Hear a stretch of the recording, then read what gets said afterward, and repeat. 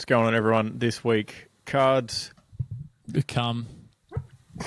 and the draft. We can't say come that early in the show. What's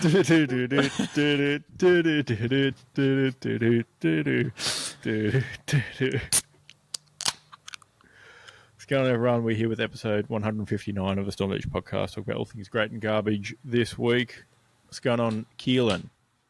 Local podcasters cancelled because of one word in 10-word intro. Damn. Local tiny feels podcast demonetized 4 seconds into show.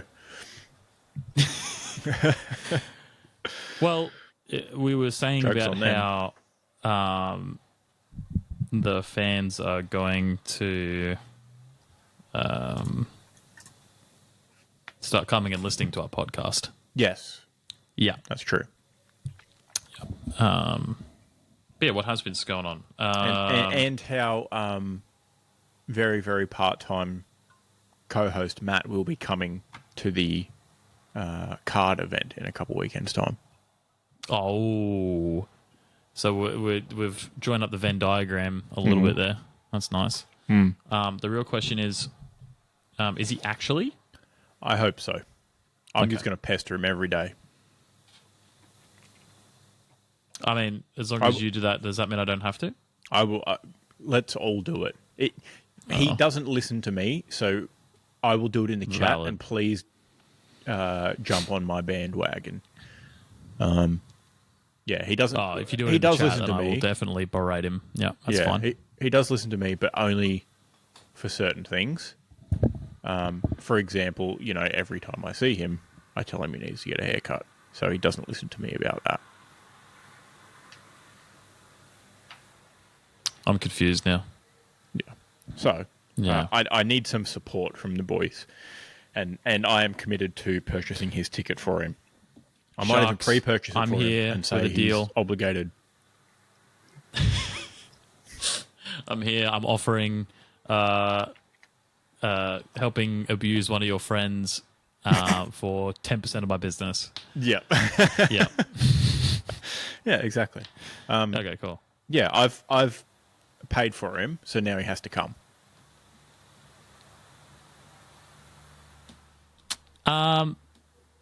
Phrasing. But no, why was cum on the brain? I saw a video earlier today of someone running, right? And it's just an example of how shit the internet is becoming and what people will do for clicks and stuff. Because down the backs of this guy's legs was something resembling, and he's like, the caption is just something vague, like "Don't buy new shorts" or whatever, chafe and whatever. And you're like, what? How is that doing that, champion? And then someone on the internet's like, oh yeah, he's totally fucking soaped up or something, and he's doing this for clicks. And I was like, you know what? Yeah. People will do anything for fucking clicks, won't they? Yeah, pretty much. I think I got on Instagram with Group D of the FIFA World Cup 2026, which I believe hasn't been drawn yet for the groups because teams are still qualifying. Yeah. With Group D being Palestine, scammed. Israel, Ukraine, Russia. The literal group of death for the tournament. Oh yeah. Sick one, dude. Thanks. Definitely got by the internet there. These things happen. Yeah. That'd be actually insane if that got drawn. But I think Israel got banned, if I'm not mistaken, or people were calling for it. Surely Russia is, Potentially. right? Why? Well, they seem to be banned from every other international competition in recent Oh, years. I thought you meant Russia is calling for Israel to be banned. Yeah, they're on the moral high horse. Yeah, I was like, to some extent, they're the same team, you know? Yeah. Kill people, take land. Yeah, which is such an old world view, isn't it? Wowee. Speaking of growing up, dude. But yeah, so basically, the whole internet's fucked. Humanity's fucked. All you gotta do is spend 15 minutes on the internet and you'll figure out that, most people are posting so they can either sell you a course or get enough clicks from their controversy, or just like get enough cringe comments because it looks like someone's jizzed down the back of your legs. So yeah, basically what I'm trying to say is that Storming the Beach is a shining light on this internet. Yeah. Just two blokes saying how it is. Operating with integrity. Yeah. And if that integrity means slow and incredibly slow, but not quantifiably steady growth, we'll take it. I think it depends on the definition of steady. If you don't go up, you can't go down. I think it depends on the period you use for the average listener. Because if you do it, obviously, it's like weighing yourself. If you weigh yourself every single day, it goes like this. Because you may have drunk more water, you may have not pooped. Yeah. If you do it by every episode, some people just haven't seen that episode yet because Correct. they've been busy They're with not up to it. Yeah. Yeah, Zach's like 3 episodes behind, for example, because he's been listening to too much Warhammer. Actually, he's definitely up to date at the moment. He's but up it to was date, it was sure. it was a poor example. Sorry, Zach. Sorry, Zach. We know you're dedicated to the cause. See, that's another example of internet controversy. It's just you make a controversy and then you just fucking say sorry and get 1 billion views. Yeah, in the next one, in the next video. Yeah, so this But is unlike my us, official. Yeah, we do it all into one. we may have, we didn't have to really think about our mistakes, and by we I mean me. I didn't have to think about my mistakes for very long. I will own up very quickly and say, Zach, that was completely off base. I remember you messaging saying you had started listening to the latest episode. That's on me. I'd like to apologize mostly on behalf of myself because it was my fault, but also on the behalf of the greater Storming the Beach cinematic universe. Thank you. Mm-hmm. It's going to be one of those episodes, isn't it? I guess so. This is fine. You're allowed to change your mind. My mind won't be changed in regards to coffee, for example. But I see. You referenced a previous episode. Yeah, you're allowed to change your mind, and yeah, like the most popular footwear at the beach, you've flip flopped early on Zach. Nice one, dude. Thanks. Yeah. Sometimes it just takes saying things out loud to realize you made a mistake. In this case, it was I was saying things as I was thinking them. So, whoops. Yep. Fuck it, we're doing it live. A mistake. Yeah, often a mistake. Yeah. Think and then say. It's going to be a very interrupted episode. We're going to be doing a lot of pondering, so jump over to the YouTube for this one. Might have to whip out the built-in AI editor that cuts out pauses. Jump over to the we won't be able to go on YouTube because we said come too early in the show. So jump over to the Rumble for this one. Rumble in the jungle. I haven't actually said what's going on with me, so I'm not going to ask you yet. Okay. I'm podcasting in abject poverty on one screen, but with a much better audio interface. So say hello to transitions such as... Okay, very good. Yeah. And by hello, I mean hello again, obviously, because it's not ROG anyway. It's from another era, another time. But yeah, I'm on the Gold Coast, so just hanging out. and I'd like to extend another apology. This is going to be called the apology episode. To fellow host of the show, Isaac, for flying to the Gold Coast. Mm-hmm. You should be sorry for doing that. And then and then picking up the work car, and then going to Ballina, which is famously near your house. It's closer than the Gold Coast. And not saying we should catch lunch. Yeah, I would have declined anyway because I was very, very overdue for a haircut, and the last opportunity this week would have been Wednesday lunchtime for me. Ah. So I would have said no. No, probably not. I would have put it off and gone after work. It did. Yeah.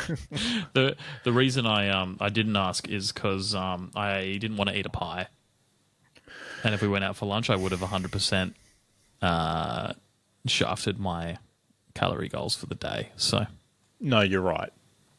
Yeah, you're right. Yeah, it's probably for the best. Yeah, there's always next weekend at Distillery Road Market card event. Yeah. Where it's the weekend, so it's different calories. Different. Doesn't count. Yeah. Yeah. You know, it's like standing up in the kitchen. Anything you eat there doesn't count. He's playing with handfuls of cheese and standing at the fridge. Pasta that doesn't have any sauce on it. Pepperoni slices. To be fair, when you're so fucking hungry and then you've just made pasta. Yeah. Yeah. It's literally the best thing in the world. So good. Is eating just raw dog pasta straight out of the colander. Yeah. Yeah. Rice, no good. Pasta, the best. No, you're wrong. No, just you're rice wrong. by itself makes me feel like ill. Not like if it was chilled. I think just like hot white rice, no good, plain without anything on it. Not even straight out of the rice cooker. Not even straight out of the $12 Kmart rice cooker. No, if I eat too much of it, I feel like legitimately like I'm going to throw up. You have not an Asian bone in your body, do you? Was he Asian? No, he wasn't.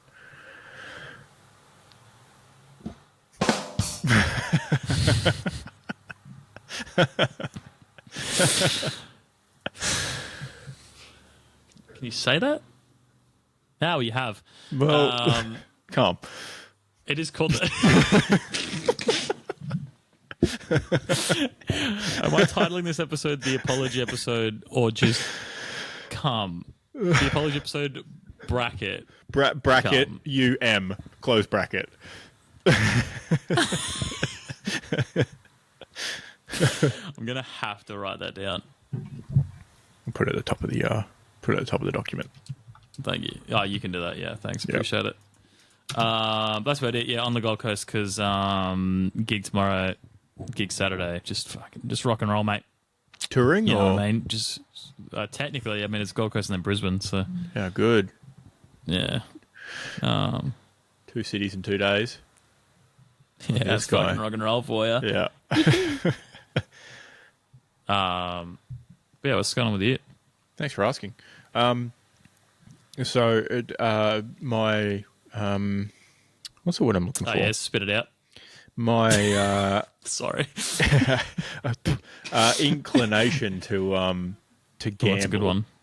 Is well known, right? Mm-hmm. It is documented.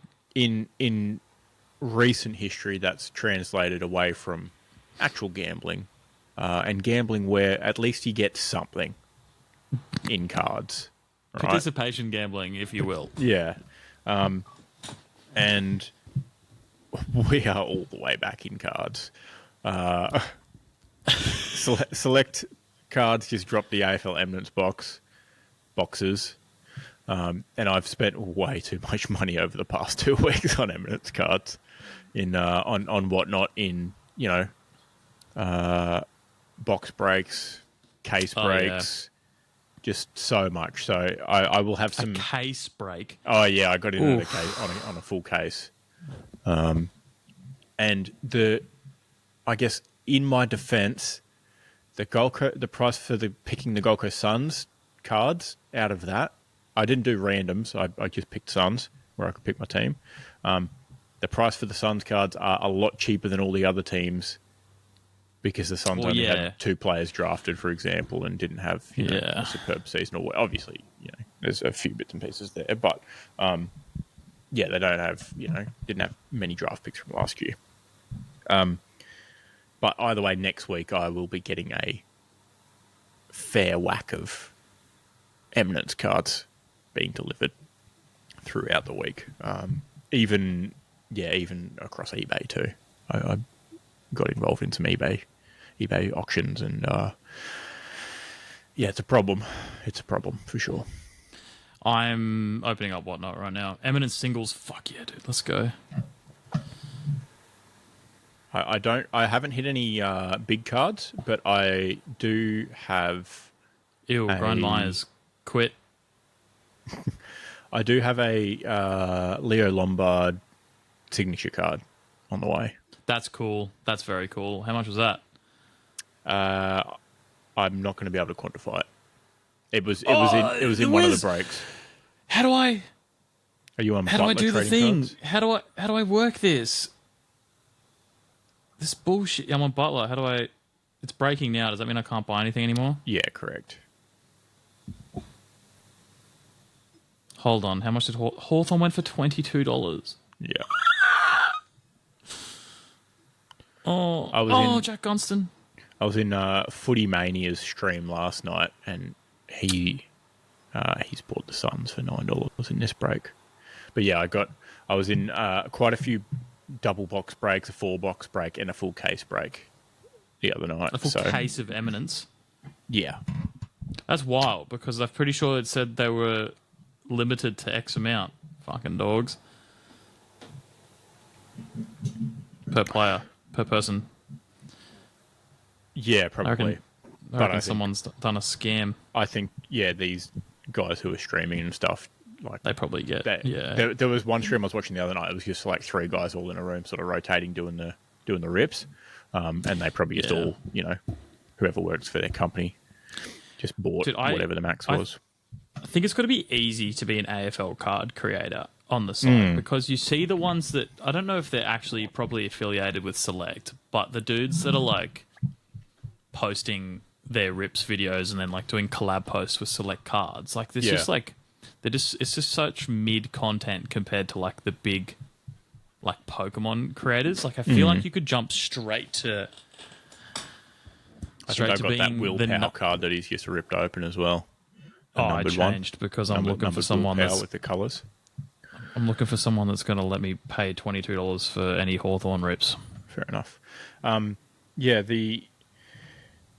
There was a 2-card auction on eBay that I saw that was a pair of Redeem debut signature cards of Ben King and Charlie Dixon for the Suns, obviously. Not bad. They ended up going for $202 for the pair. Oh, wild. Yeah. But there's, a single Charlie Dixon of the same card sitting on eBay for around $300 as well. So, I was keeping an eye on it to see how much they would go for. And, a lot more than I was willing to pay, even though they would be cool to have. For sure. But, I will be sending some photos in the chat to the boys when my cards get here throughout next week. Yeah, I've definitely not gone through and saved an Eminence box break for tomorrow. Because I didn't realize you could jump on for a team for like $20. I feel like I'll take any hot cards for $20. So, and because they're all like new, they will send you all of them. Obviously, like all the base cards and everything. Yes. Yes. I'm falling over.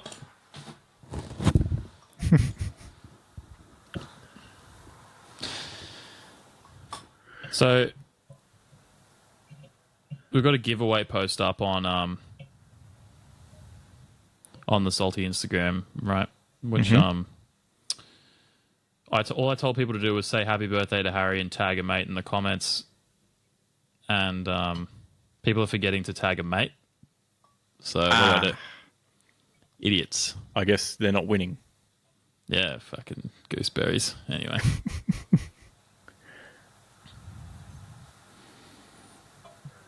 Sucked in. All right, I need to close that before I get distracted. Yeah, I'm far too distracted. Welcome to Salty Season podcast. But yes, not this weekend coming the next one. It would be delightful to see the boys and see what cards are about. Yeah, I just like Matt, I will probably also not be partaking too much in cards. I'll save a little bit of pocket money, see what they've got. But I'll be, I'll pick up a couple of cheap things. There's always a couple of cheap things. There's some cheapies, which is, yeah. Make it worthwhile. Maybe a binder, I haven't got a Hock binder yet. So True. But, but yeah, I'm keen for that. And the food's good. So you're talking it up a lot. Everyone's talking it up a lot, so it better be good. The line for the smokehouse is always fucked though. So what time are we getting there? Fair warning if you we'll just get there at 9. Start early. Join the line. Yeah. Yeah, I mean I'm not too fussed about I feel like the Pokemon people and the Magic the Gathering people always like that'll be fly into the doors at the cons and won't they? Yeah, exactly. And absolutely, they want the best deals and whatnot. But I feel like we can line up for the food and have ribs for breakfast or something. Brisket for breakfast. Not a bad shout. Or not. If it gets, if it's a busy one, we're hungry later on, just line up. We'll just be there hanging out anyway. I don't like small talk. What if we have big conversations? Ooh, okay. Example? We yell at each other. The conversation itself is large. It's large. Yeah, no, that's perfect. Yeah. I would, because I was totally concerned that whispering in such a crowded location would cause communication breakdown. Yeah. So really, really glad you've addressed my concerns, and we can move forward with the project as planned. Yeah, it'll just be like when Big Z and I lined up for, I don't know, all of 3/4 time and half of the 4th quarter at the Suns game to get get a hot chocolate and a coffee. Had a delightful chat. Wasn't worth it. The coffee was tiny, but we did get some donuts to dip in the coffee, so it was all right. And you don't even like coffee. Hey, no. We're not having this narrative going around. I like coffee. You like caffeination? Sure, yeah. If you want to break it down, but I do like the taste of coffee. But I like the taste of milk more. So, as long as the coffee's got milk in it, I'll like it. I don't know, man. Our DMs were blowing up with people saying I'm a coffee farmer, coffee roaster, barista, long black aficionados, espresso drinkers. They were all flying in the comments. We're talking such users. Let me just read out their usernames now. Actually, yeah. So, Espresso Guy 69 said, Isaac, what the hell? I can't keep the bit up. How do improv people do it? Yeah, I think there was one from I want to hurt myself, but I can't, so I just drink black coffee instead. 01. He was pretty adamant that black coffee's not that bad. Agree to disagree, I suppose. This morning. I unironically had a long black this morning. And then what'd you drink with your breakfast? Huh? Oh.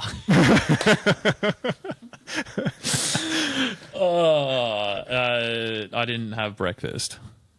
Tell you what I did do though. Not some breakfast sausage. Bought a cheesy mite yesterday. Forgot about it. Ooh. Took it to work today and was like, Let's give it a go. Yeah. Just air fried it for 5 minutes. Sure. Crack-a-lackin', dude. Good It was shit. incredible. It would have Best been cheese even you might better. have ever had. It would have turned into like a sourdough cheesy might because the yeast spread would have started fermenting a bit.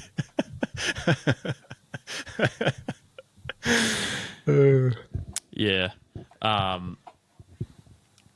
It was legitimately very good. I'm still thinking about it, in fact. So. Now, I am coming around on yeast extract spreads for sure. But once time and place. It's certainly no strawberry jam.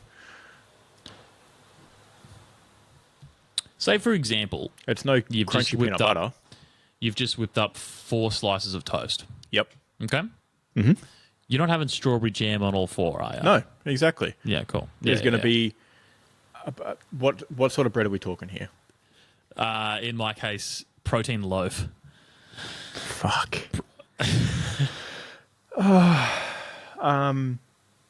There's going to be 2 peanut butter crunchy,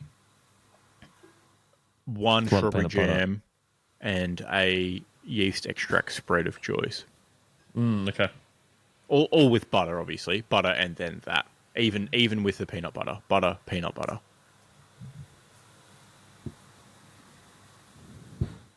I don't like that. It's a peanut sandwich. Just sandwich with butter. There's a slice of bread, butter, peanut, butter. Yeah. Yeah, okay. Yeah, I still don't like it. Oh, you will.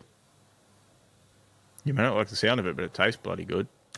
Yeah, but so I'm like a 3 pieces of Vegemite toast, 1 piece of like apricot marmalade as dessert. What are you, 55 years old? Fucking 3 slices of Vegemite and apricot marmalade, for Christ's sake.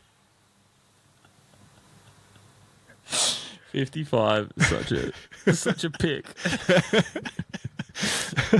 I feel like 75 and I'm sitting there with my fucking I don't know, cup of English breakfast. Yeah, exactly. Earl Grey. It's probably more appropriate. Oh, no. I don't get down with people that put fruit in the tea, dude. Fucking lemon juice in your tea? Nah, brother, it's a milk thanks. drink. No, thanks. But Yeah, stop if you... fucking around. No, I was going to say, if you're 75, you'd have 1 piece of toast cut in half with 2 different spreads on. Yeah. The doctor's probably told you to steer clear of something in the bread Yeah. at that Yeah. point. Yeah. Yeah, whereas 55, you've just got back from your big Saturday morning walk, and now you're having 4 slices of toast. I've earned this. I only got 1 sausage roll from the bakery on my 15-minute walk. Yeah, exactly. But I was walking on the sand, so it was harder on the muscles. Yep. Yeah. Good for those stabilizing muscles. Yeah. Easier on the impact, harder on the quads. Yep. That's the famous tagline for sand. Yeah. Oh yeah, I love door your slammed Starlink right upstairs. now. I think right. Sam just closed the internet on you. Yeah, it's not great. Don't make me podcast alone, puppy. I can still hear okay. We might be right. We'll crack on. Yeah, just delayed. Yeah. If you had said regular white bread, my answer would have been 2 buttered, 1 jam, maybe a peanut butter or yeast extract spread of choice.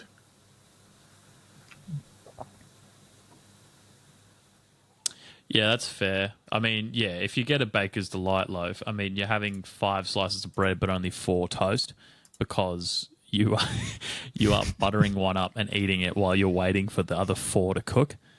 Yeah. Yeah, no, now I feel like just bread. Oh, story of my life.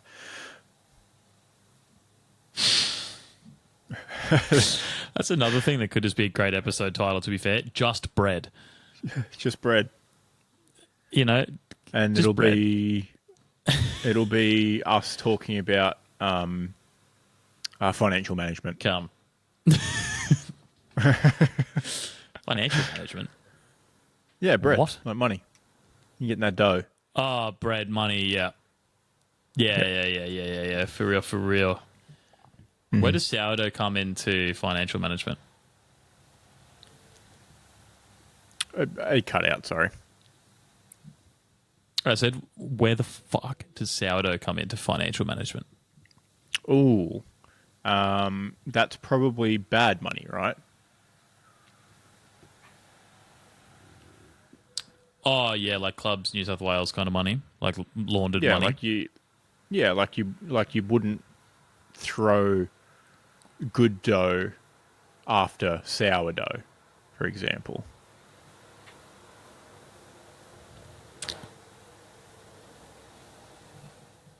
I know nothing about money. I spend all mine. So Yeah, I'm me too. lost in your Me too. analogy.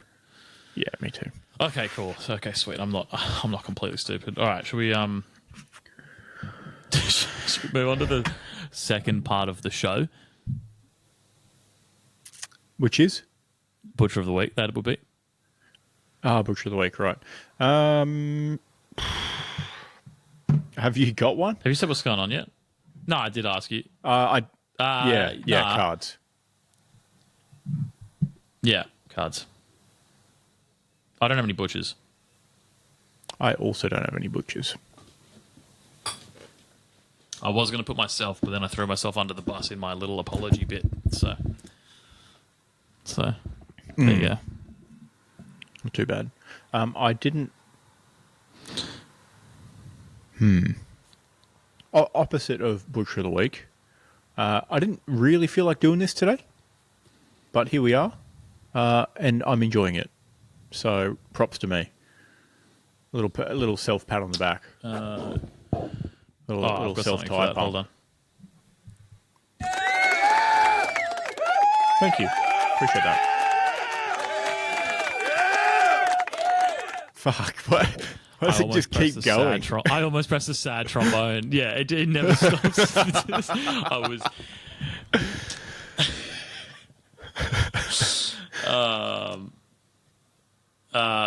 fuck, I wish we had like a fireworks one or something, you know, like...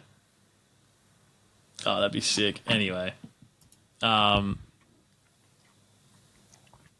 just a bit of bro time, you know? And then fucking Zach will listen to it, and fucking Dan will listen to it, and then Matt will never listen to it. True. So, you know. I appreciate your time. Did you have a bad day? Thank you. Oh, it wasn't great. And then I was dealing with computer issues. And then we got to the afternoon, I was like, well, shit. Here we go. It's fine. Good now. I'm happy to be here. So, yeah. Glad I didn't cancel on you. I'll say that. So I'll give myself a little double wrister for showing up, and then I'll give one to myself later on after this when I jump in the shower. I'd like one too, thanks. If you're giving. Not that it's necessary. I will just switch hands when I get tired.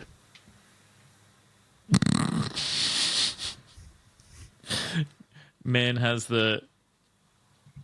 somehow has worse arm stamina than he has thumb stamina, for lack of a better word.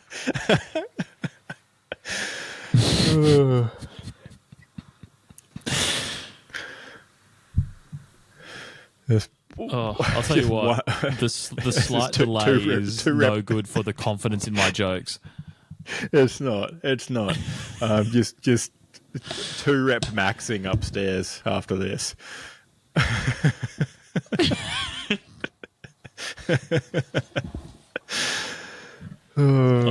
He's going for the circumcision effort this evening. But yeah, no butchers. Maybe you will be later. Making sausage and whatnot.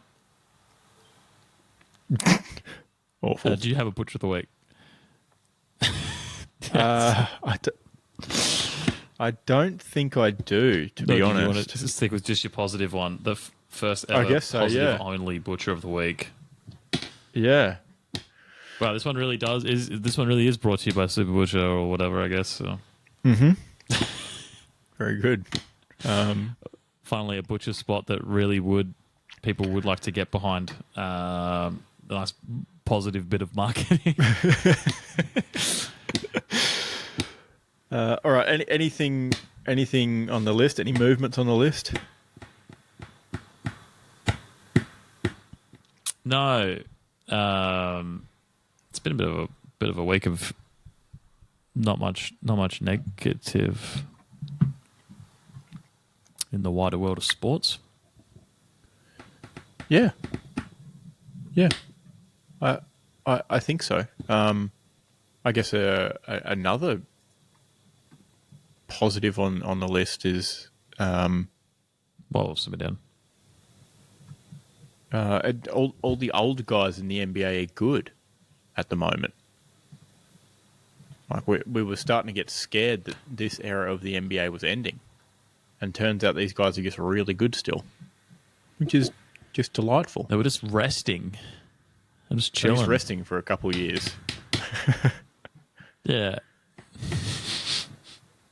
Yeah. As you get older, as you get older, you need less sleep, don't you? Fuck. But more rest. Don't conflate the two. I'll allow it for science. What? Yeah. What does your granddad always say? Wasn't sleeping, I was resting my eyes. Yes, that is. That tickles. That's a classic. That's an absolute classic. That is. It's like, sorry, what's so what's so what's so tough about, just saying you're having a snooze, Is it because it was during movie night? It'd be admitting a weakness. Yeah, no, I couldn't make it through the first 10 minutes of Toy Story 2 without falling asleep, so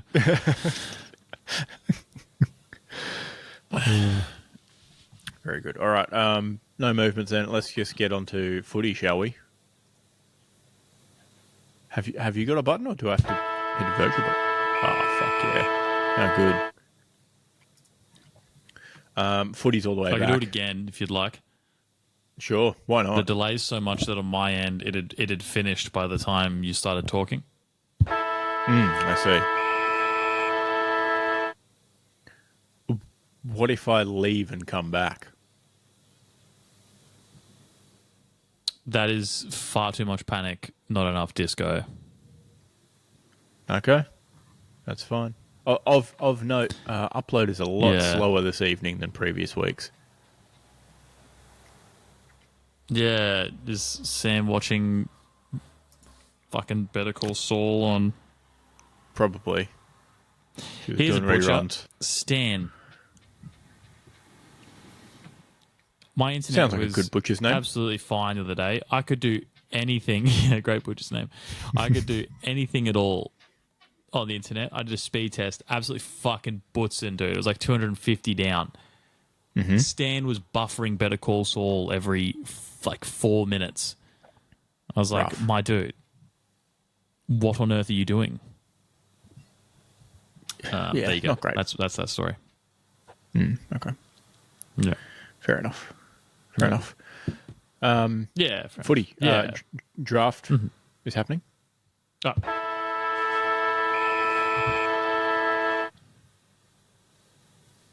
Second night of the draft.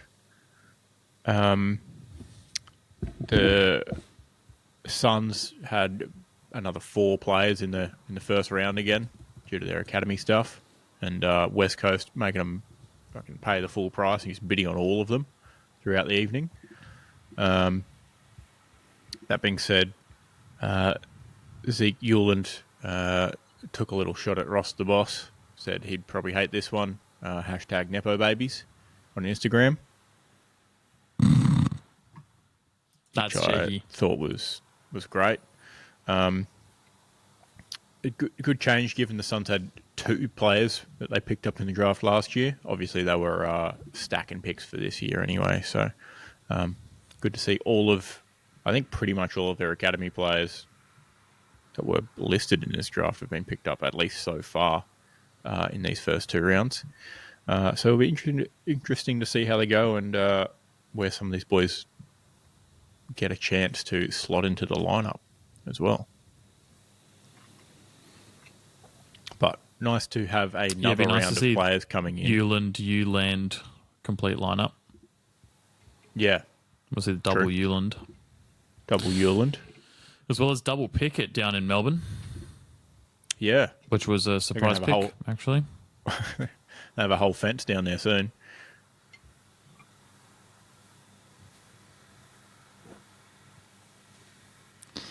Is that slightly problematic? Given the traditional American dream color of fence as well?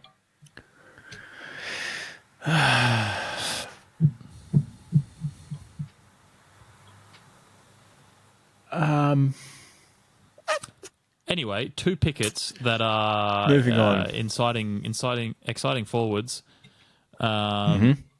What they've done is they've got Pickett 2, who is 3 inches taller than Pickett 1, or was wearing lifts, and so now they've got truly all sorts of Pickett coverage in their forward line. So they've got a small forward and slightly stall Pickett. Yeah, if you will. They've got a couple of star Pickets in their lineup now, if you will. Oh, that's fucking good, dude. Yeah, you can have that one. Now, they'll be there terrorizing the opposition defense. Oh, it was right in front of me the whole time, wasn't it? That's pretty good. Put a pin in it, we'll circle back next year.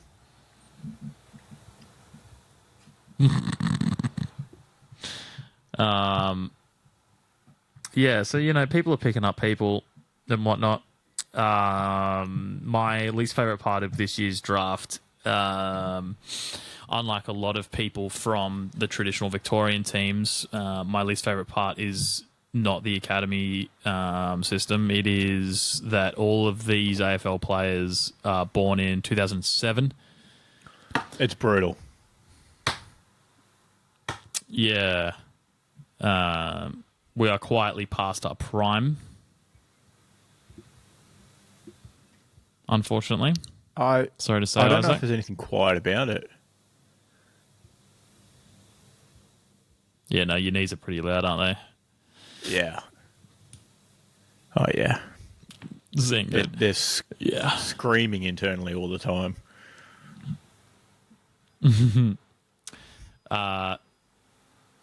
The second Max King in the league has been picked as pick 49 for Sydney. He's a key forward. Wild. Who would have thunk it? But yeah, what are your draft highlights so far, besides the Suns picking up everyone for more expensive, potentially, than they were thinking? Yeah.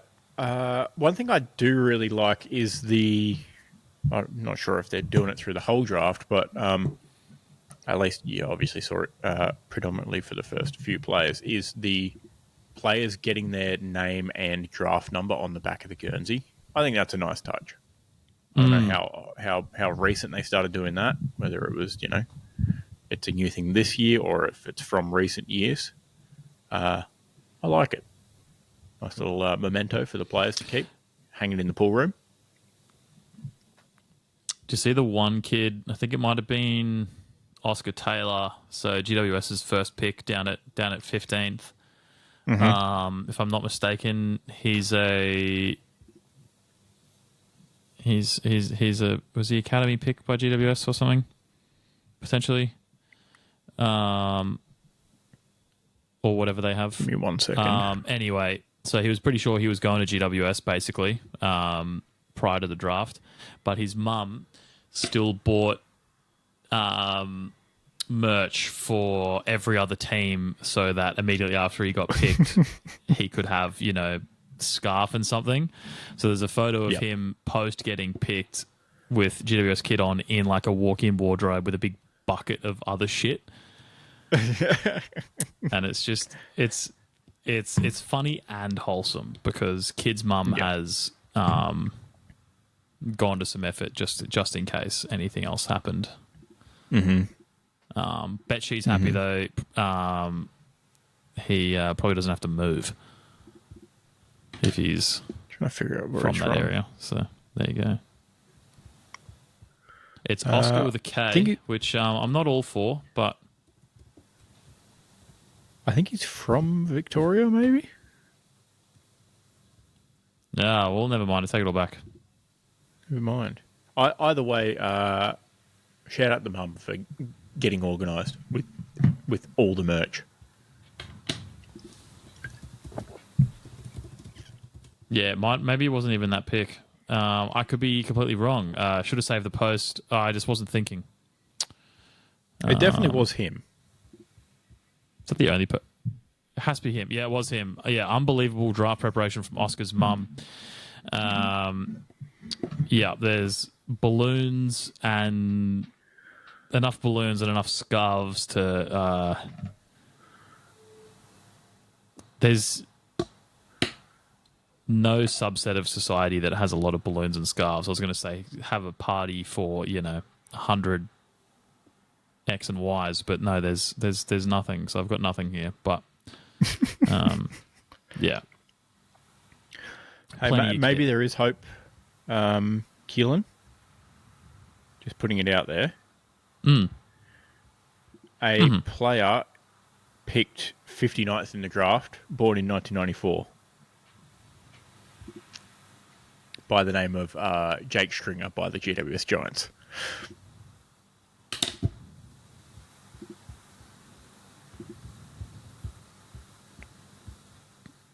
Was he? Did he get delisted? Yeah, that's what you get for being a sex pest, hey? I guess so.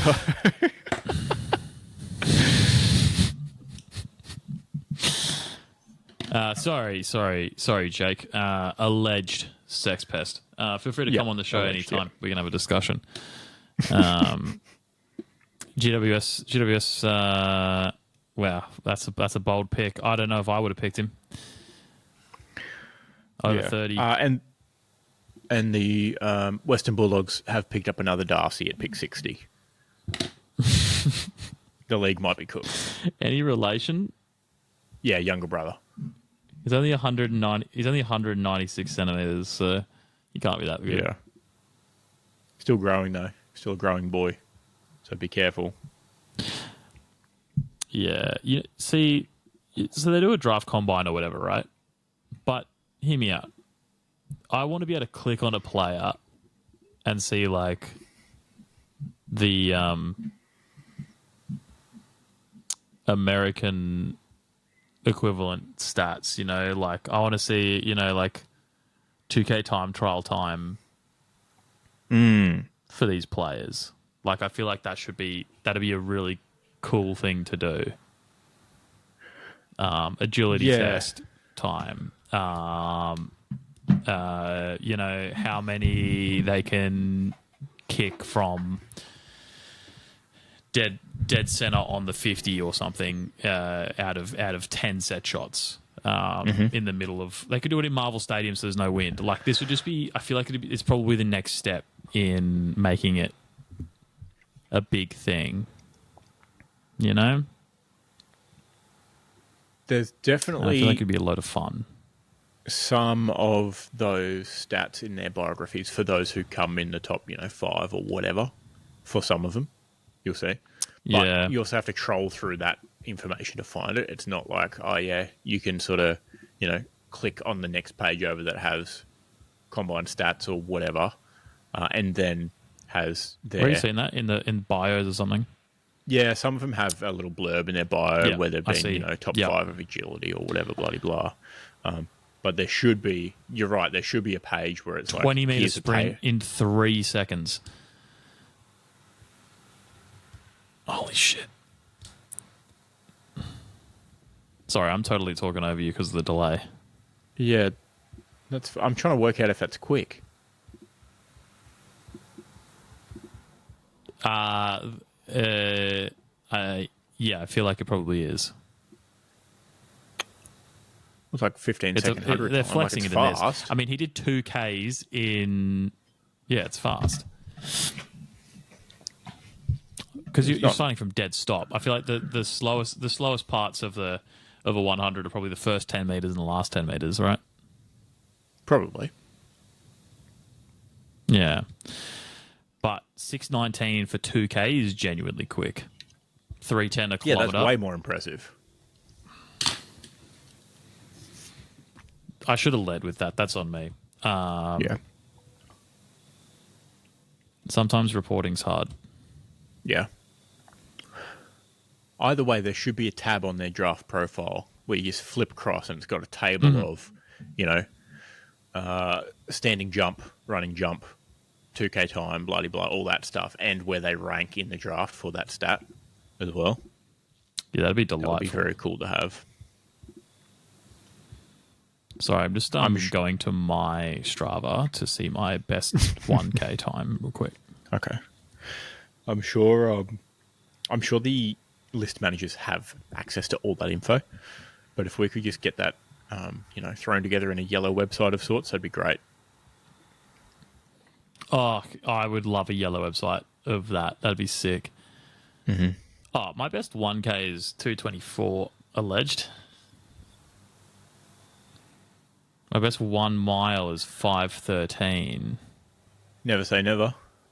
That's 1.6K, right? Yeah. Tack on another 400 meters, dude. Laughing. Okay, my GPS might have had a moment. The first 400 meters of this, a 400 meter segment of this run, I did in 3 seconds. You're flying that day. Oh, my GPS is cooked. No, all the data's wrong. Old mate's 20 meters doesn't sound so impressive now, does it? Nah, fucking loser.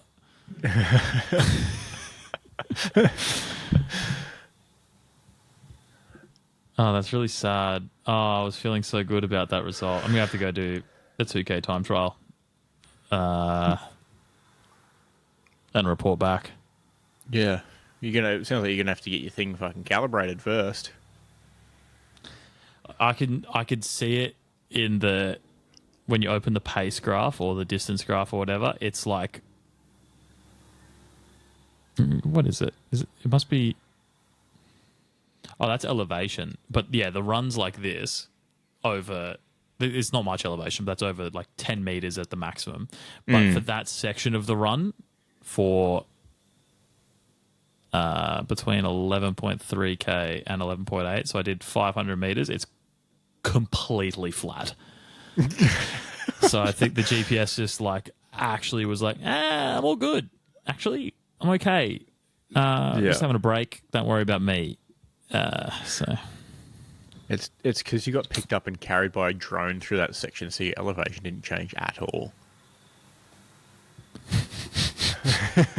Valid. Incredibly valid. Wow, that's really sad. I'm gonna have to. I mean, do you know how gross doing a 2K time trial is too? It's like it's such a gross distance. Yeah, probably. Hence why they do 1600 at the Olympics. Feels a bit better. I think they do that. I think they do that just because it's 4 laps of the track, dude. No. Don't be silly. They have other events that don't take the whole track or take some of it. 200? Yeah. Yeah. Yeah, true. That's certainly not because it's perfectly half of the track. Yeah, well, actually, 2K would just be 5 laps, wouldn't it? Yeah. It must be because it started in miles, surely. Yeah, I don't think they had kilometres back then. Yeah, they were like, it's 1.6 miles or like 1/20th of a marathon or something. Yeah. Was point, was yeah. 0.1 leagues. Yeah.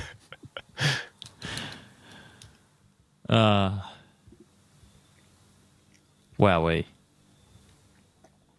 Anyway, I'm drafted out. I mean, the thing with the draft is because there's not enough like mainstream push for it. I think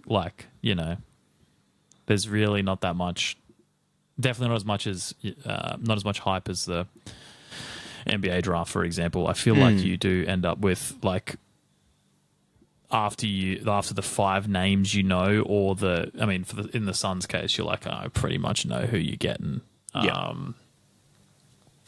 But unless you really do your digging, and quite frankly, I don't have time for that. It's just kind of like, oh yeah, cool, we got these blokes, guy. and Cal Twomey says, they're pretty decent blokes. So you're just like, cool. Yeah. Other than like the actual AFL list staff, there's 2 people in the country that know the names and profiles of these people, and they're the 2 people employed by the AFL to talk about the draft. Cal Twomey might legitimately be like the Rain Man of a AFL, though, to be completely fair, because he correctly identified the first 20 players to be selected in the draft. Really? Yeah, he tipped the first 7 in order, and then the rest that they were being picked. Yeah, the correct destination for 13 of the first 25 players selected. Knows his stuff. 23 of the first 25 were his predicted top 25 picks. He's good. Yeah. And then I think Hawthorn picked up Aiden Schubert, didn't they? Potentially. Yep. A lot of names, yeah. Which was one of the predictions he got wrong in the top 25. Sorry, Cal. Which I rate as a pick because Hawthorn's 2 picks in the first round were friends, turns out. So they're excited just to be football friends working together. Oh, football friends. But yeah, it's one of those things that's nice, isn't it? Friends in football, I guess. It is nice. Yeah.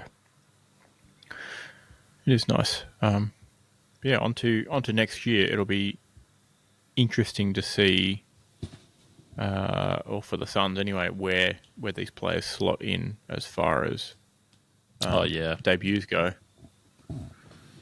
And obviously there's been a bit of a few list changes at the Suns, a bit of space opened up, but there was a few blokes injured and all waiting in the wings as well. So a few incomings too. A few incomings, yeah, exactly. Yeah, and then it would be a pretty good time to be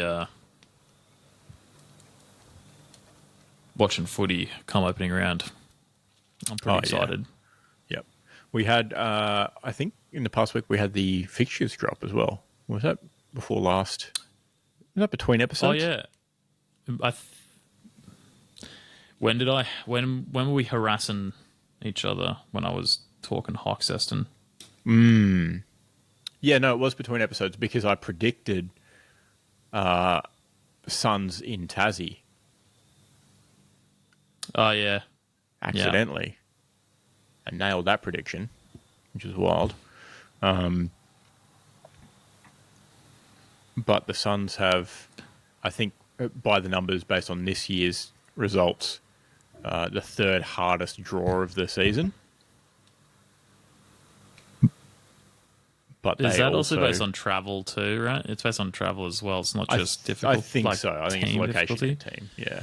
And it's like the Suns play over like 11 venues next year or something, right? Yeah. Maybe not 11, but it was 11 venues. 9 at home again. 9 fucking games at Norwood, home. Dude. You guys get the Norwood slot, bro.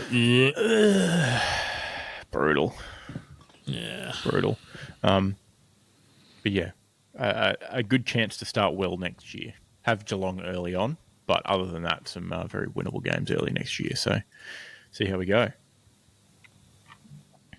I'm so keen for opening round. Daniel reckons he's going to have a birthday, though.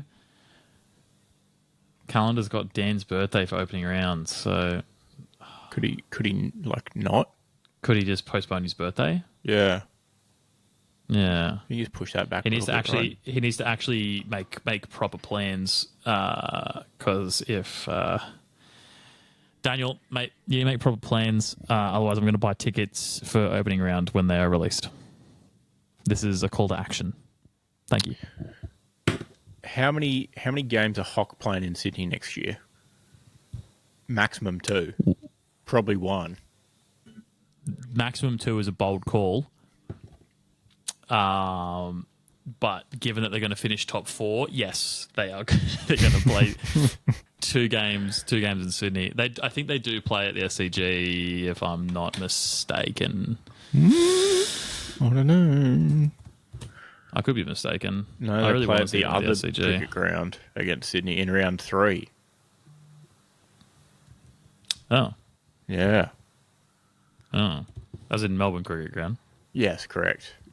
Oh, Okay. but they do actually play at the other cricket ground, third last round of the year. SCG. No, the Brisbane cricket ground.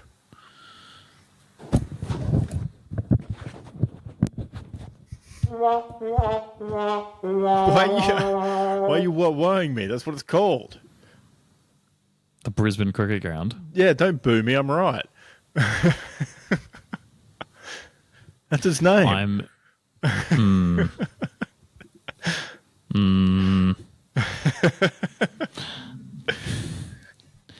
Oh, it's really unfortunate. That's actually kind of annoying. I mean, I'm not Yeah. going to go to an SCG. Oh, I did go to SCG last season, I guess, but You did for the wrong reasons, but yes. Well, it was there's for footy. free It was food for and the drink. right. Yeah, it was for free the food right and drink reasons. and the footy, the correct Yeah. reasons. Yeah, I think Yeah. I was the person in that booth box that watched the most footy that game. So Oh, well, there you go. That's all right then. yeah, Someone's got to carry the boats. I'm fucking David Goggins, bro. Really slumming it out in the box at the SCG. Yeah. It's tough. Hey man, I had porridge, yogurt, and berries last night. must have been freezing in the aircon up there. It was outside. Oh, okay. The box seats are outside. Okay. I think it was cold. Yeah. So yeah, tough. But yes, Suns kicking off, well, not kicking off opening round, but second match of opening round, kicking off their There's a ball season. up. Yeah. Yeah, it's not even bouncing off their season. Balling up their season at home with their second ever home Friday night game against the Cats in opening round. So it should be a good When one. is that savings end? April, I believe. So you're telling me this 4:15 GWS Hawthorn game is actually a horseshit time of day? Because like 3/4 of it is going to the sun will be going down fourth quarter probably. Yeah. Western Sydney sun sets later. Yeah. Days will be a little bit shorter by then, man. but yeah, correct. It will still be 4:15 start time by then. Yeah. 5th of Oh, April it is when. says 4:15 on Wikipedia, and I'm taking that as gospel. Yep, that's what the app says Yeah. too. AFL app. Yeah. I'm Googling Parramatta sunsets March 7, 2026. 7:25 p.m. Fourth quarter for sure. Yeah, that's really unfortunate. I was hoping for I'd love a proper Twilight game, but that's okay. That's going to be a red ball game. No way. Yeah, most of it's in the sun.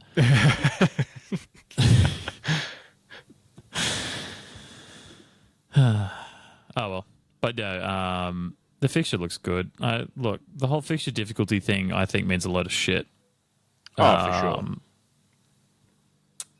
I think that's one of the things the AFL marketing team could do away with in order to bring some hype around the draft.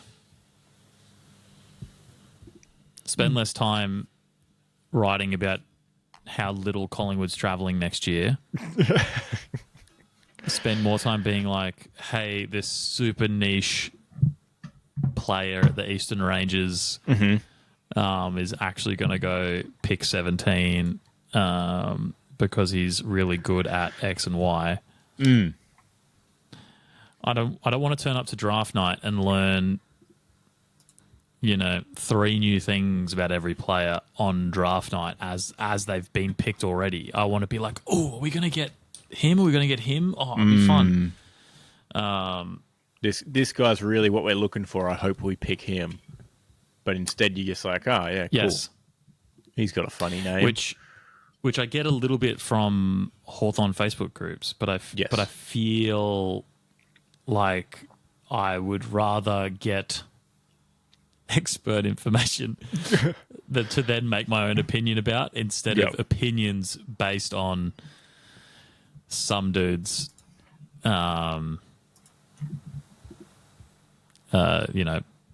footy viewing over the course of maybe just the festival that they do or whatever it's called. Yeah. The under-18s carnival or whatever.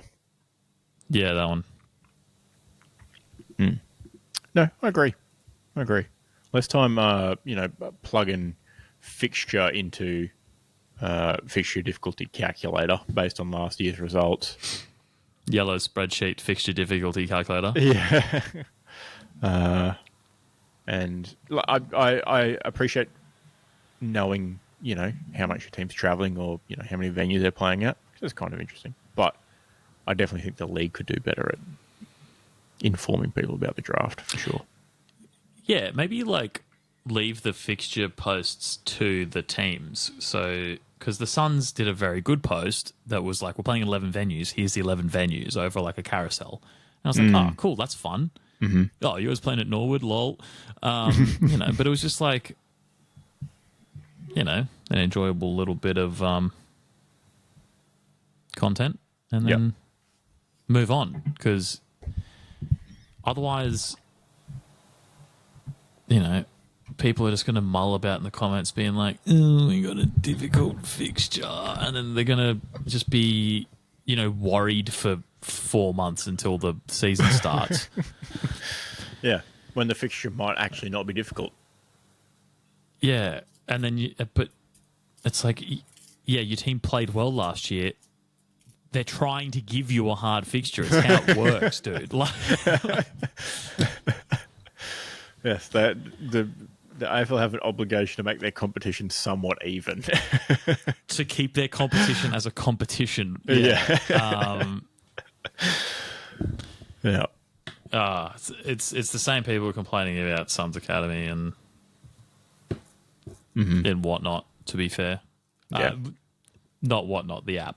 Yeah. Whatnot, the generality of everything. Things, yes. Yeah. I was just having a look at it to see what the Suns, travel looks like to the G anyway, specifically. September. Round 2, they play Richmond at the G, and round 4 they play Melbourne at the G, and then third week of finals they'll play at the G, and then the grand final they'll play at the G.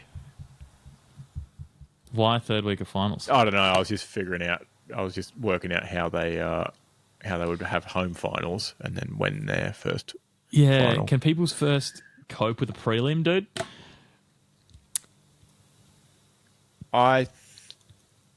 Yeah. The venue would be sold out on members' sales. Wishful thinking, but possibly. It's a prelim. It's a prelim, surely. First home final, surely. If Geelong fans can pack in for a prelim at the MCG, I think all the Gold Coast members will buy tickets for a home prelim. Yeah, it would definitely be a sellout. Absolutely. Yeah, would be good. yeah, Suns obviously off to Darwin again. A couple more games. So yeah, nine home games, nine home games, That got a lot of hate, actually. which is fine. It's the same as what it's been. Fucking get over it. Yeah. Like, sure, yes, I would love to see more. Probably because membership prices have gone up for next year. Some of them have gone up, some of them have gone down. Not an astronomical amount, like a little bit, 10%, Some have gone down. 20%. Yeah. So they essentially made it that there was, I think they made it so there was like more memberships, like more different types of memberships, including decreasing the price of all kids' memberships. That's pretty nice. Yeah, which I thought was all right. Or like, the kid/family ones are all decreased a bit. And then the other ones are increased a bit, but there's different levels and different seating. Or they've split the seating up differently into sort of general admission of certain areas and or reserve seating in certain areas. And they've got, I think, like the rooftop area, you can sign up for a membership for this upcoming season. Whereas previously it was only open, certain games or whatever. Yeah. And it would be, I think, more sort of corporate bookings than and that used to have general access. Sometimes players and VIPs. Yeah, they would just go up there and stuff. Yeah. There. Yeah, exactly. So they've changed it a bit, which I guess, people are complaining about, seeing the same amount of footy for more money. And it's like, well, your team's successful, so... Everything's more expensive. Just deal with it more too, expensive dude. anyway. It hadn't increased for years. It's the first time they've changed the membership structure as well. But yeah, everything's more expensive. Your team is better, so more people are going to want to go. Mm-hmm. So just buy membership, so you have a guaranteed ticket if you want to go to the footy. It's not that hard, hey. Yeah. And it's like, I feel like. I mean, obviously Launceston's closer to Melbourne than Darwin is to the Gold Coast, but I don't see much complaining about Hawks playing at Lonnie in all the Hawthorn groups I'm in. No, exactly. So I think it's legitimately racism to complain about playing in Darwin. And here's the thing about Darwin, actually kind of a cool place. Yeah. Just spend a weekend, dude. Watch the footy. Go have a beer down the beach, punch a saltwater croc. Go, guess what? They play back-to-back games there. Go for a 2-week holiday. Just hang out for a while. Work remote. Yeah, work remote. Cheap flight from Darwin to Bali. Yeah. Cheaper jet ski, there too. You go. If you're really tight on the budget. You look like a fucking asylum seeker on the way back, dude. But yeah, it's just I would if I wasn't already planning to go to Launceston. Yep. I feel like I'm only allowed one home and away footy trip a year financially. Probably sensible. Yeah, Gold Coast doesn't count. Yeah, you're up here. Try and squeeze one here. Well, yeah. I was thinking next year I should track the days I'm on the coast and see the percentage. Mm-hmm. But anyway, yeah, people. It's like 2 guaranteed wins or 2 more home games. And it's like, well, decent record at home anyway. But fuck, I'd rather play finals. I'd rather have a home final. Take the home prelim. Yeah. Yeah, you don't have to fly to fucking WA. No. I've been thinking about what membership I should get for this upcoming year. Oh, you didn't just auto-renew the same? Well, in my indecision, it's actually worked out with the fact that it should have auto-renewed already, but my card that was on file expired in October. Yeah. And I obviously didn't update it because A, I didn't know which membership I wanted to get yet, and B, I also don't want to have to pay $350 for footy season in the middle of November the year before, in the lead up to Christmas. To the monthly thing. I could just do the monthly thing, yeah. But I still need to figure out which membership I want if I want, Sunscreamers behind the goals, which is, you're sitting with like-minded people, which is good. You're close to the action, which is good. But sometimes you're not in the mood to be in there. Sometimes I just want to, you just handed a flag and that's your responsibility for the rest of the match. Sometimes I just want to eat my thermos dogs and watch the footy. And if the Suns are playing at home, and playing well, there's going to be a lot of flag waving, and that's a lot less dog time, which I'm not about. So and look, yeah, thermoses might hold the heat, but they don't hold it with your drive included until the fourth quarter. Correct, exactly. Yeah, those dogs have to be gone by halftime, probably. Yeah. So I'm thinking of going higher on the membership tier to get a reserved seat further around towards the benches where things will be, still amongst passionate supporters, other members, but a bit more relaxed in regards to. So still bottom rung of the bottom tier of the stadium. Probably, yeah, probably. Yeah. I mean, you can go all the way around in between the benches and pay, bloody $1,000 or whatever for the season, get platinum seats and stuff like that. But Lordy. Yeah. I feel like up top behind the goals is also a good one. It is a good spot up there, yeah, which is silver, I think. Silver level. How much is that? I think it's actually slightly more, or at least this season it's slightly more than Sunscreamers / GA membership. Yeah. They're the same thing, same price. They're not the same thing, obviously, but they're the same price. And then and then you end up, once you go above that, you have a sort of set reserved seat, I believe, for the season. So you pick your seat for the year.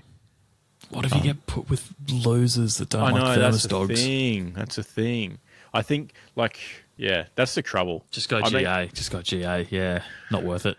You can always upgrade to a reserved. Yeah, that's true. Game.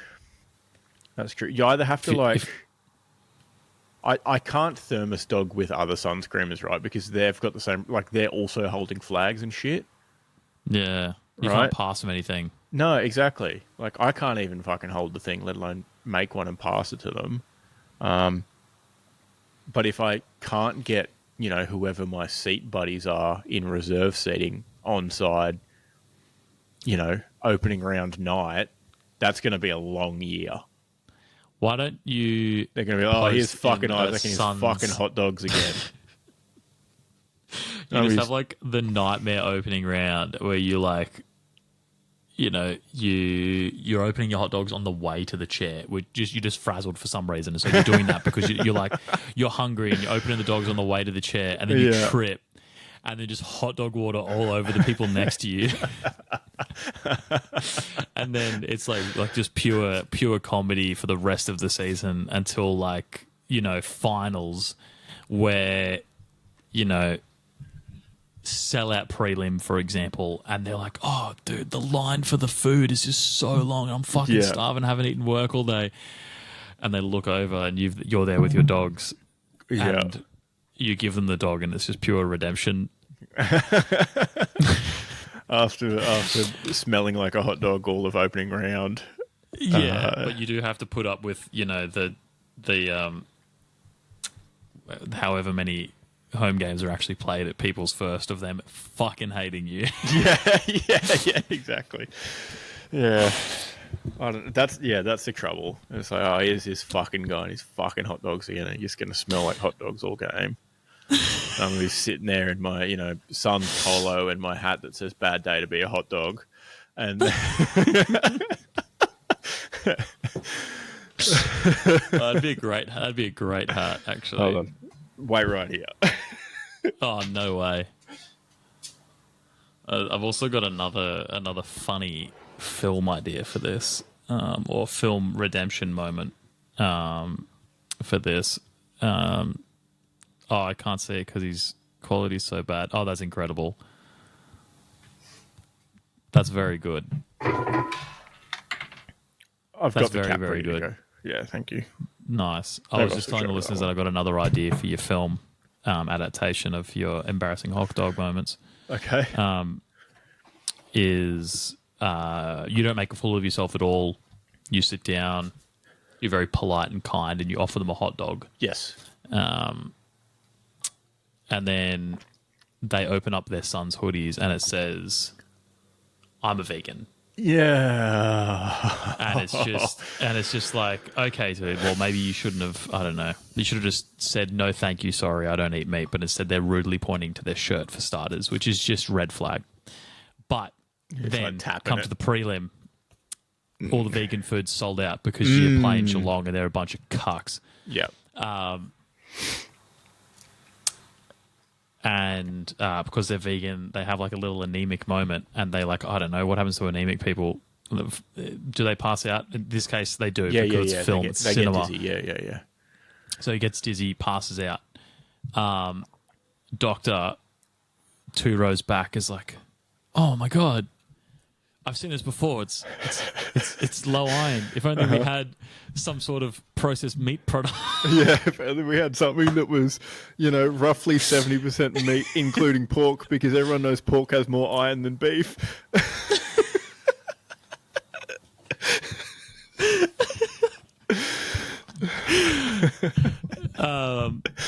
And then he proceeds to chew said hot dog and baby bird into the patient's mouth.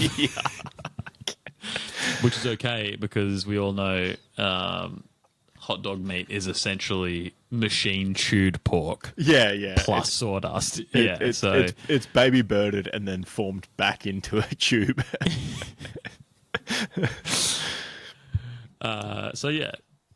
You've got 2 different ways to take this project. We'll see you opening round. Yeah, I feel like... So, first option, spilling hot dog juice on other people. I really hope that doesn't happen, but it's obviously possible. Second option, I feel like, is probably more possible than the first one, given the demographic of the Gold Coast, right? Mm-hmm. I would just love the third option where, everything goes great. I offer them a hot dog. They accept. We bond over dog. And then I'll just be like, I'll be here every match. So don't bother buying food or bringing food. Let me know your preference next time if you want, sauce and mustard or just mustard or whatever. And I'll sort you out. Do you want cheese? Are you lactose intolerant? Cheese, bacon. We'll make it happen. Kraut, yeah. He says 9. What if I... Yeah, hear me out. Doesn't make good for good cinema though, does it? There's no conflict. No, but everyone loves a feel-good flick. There's always conflict in the feel-good flick. Even maybe one of the most popular films about bromances, which is "I Love You, Man," featuring Paul. Oh, that is a different kind of romance. Different kind of bromance. Yeah, it's just romance. Yeah, small B on that bromance. Yeah, small B, big R. It is just the one with Paul Rudd and Jason Segel, and they both bond over liking Rush. It's a legitimately good film, but then there's a little bit of conflict. I can't remember what the conflict is, but you need the conflict. Otherwise, you're watching a vlog.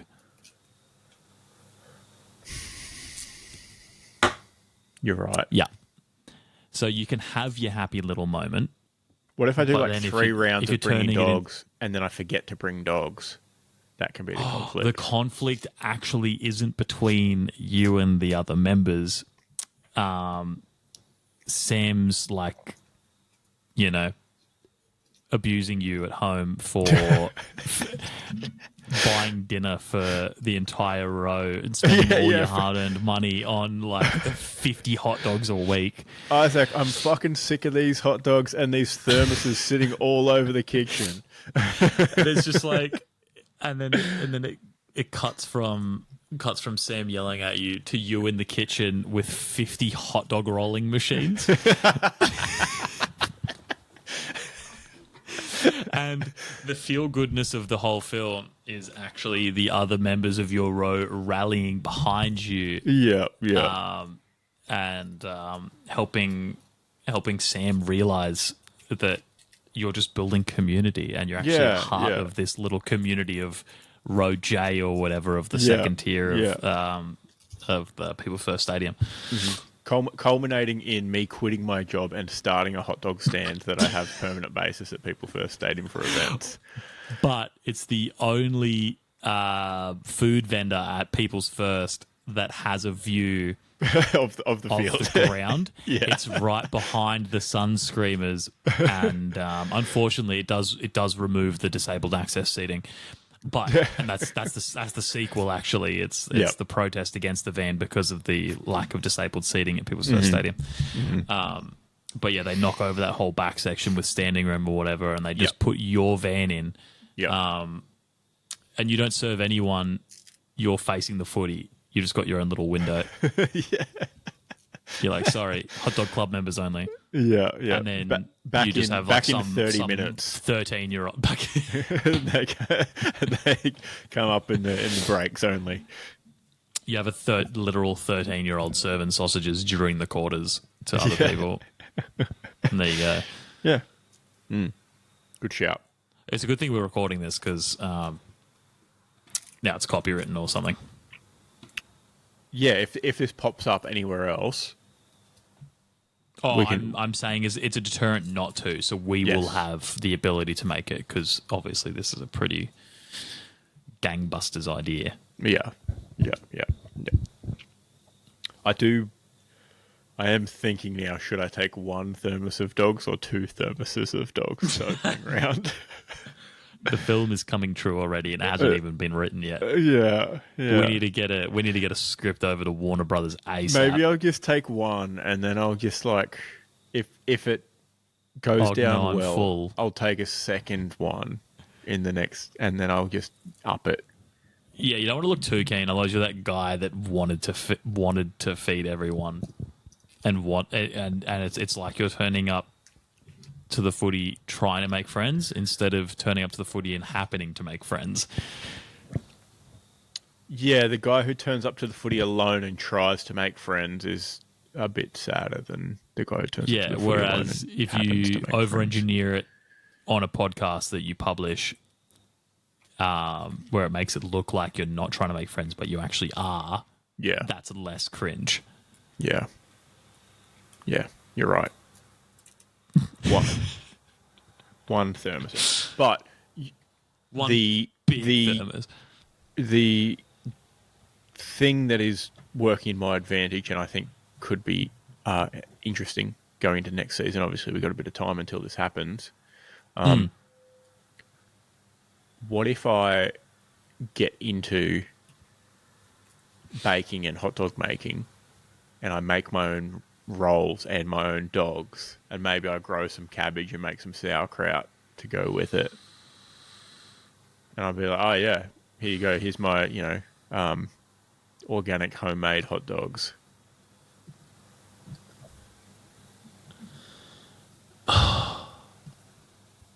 I think I've just found a new goal for next year, is to make my own hot dogs from scratch, like the whole thing.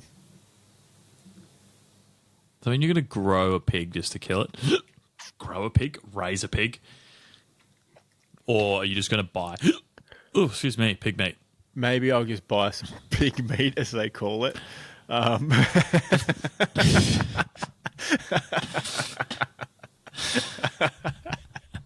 was going to fuck myself, hey? Oh, shit. Yeah, no, I don't think I have enough time to raise a pig and butcher it myself. But I think I will acquire the ingredients and try and make a hot dog. There's no lamb equivalent for pig, is there? No one's going around killing piglets. No. Although, actually, suckling pig. It's not called suckling piglet, is it?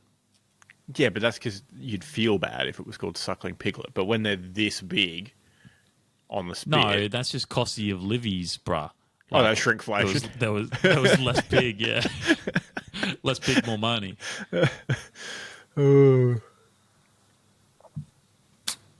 Yeah. Even hits the Chinese buffet, so... Yeah.